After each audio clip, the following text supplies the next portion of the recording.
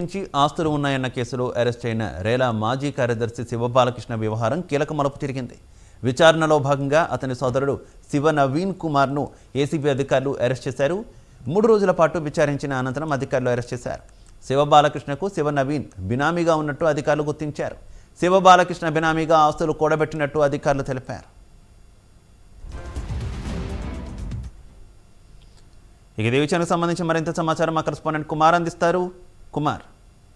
Thank you Shiva.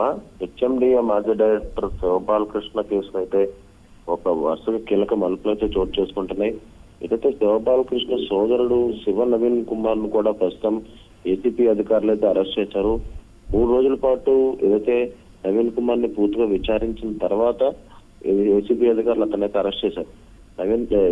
Naveen Kumar కూడా బినామీగా ఉన్నట్లు కూడా ఏసీపీ అధికారులు అయితే గుర్తించారు.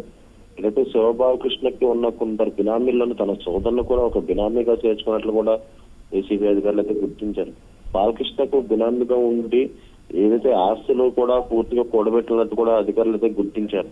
దానికి ఆదాయానికి మించిన ఆస్తుల కేసులు అరెస్ట్ అయిన శివబాలకృష్ణకు సంబంధించి ఈ వ్యవహారం అతని సోదరుడు నవీన్ కుమార్ కూడా ఇతనికి బినామీగా ఉంటూ ఇతని ఆస్తికి సంబంధించి ఇతను కాపలాదారుడిగా ఉన్నందున ఏదైతే ఏసీబీ అధికారులు నవీన్ కుమార్ ను కూడా అరెస్ట్ అయితే చేశారు. గతం ఏదైతే 6 రోజుల్లో కస్టడీలోకి సంబంధించి నవీన్ కుమార్ ని కూడా ఒక 3 రోజులు అయితే విచారించారు.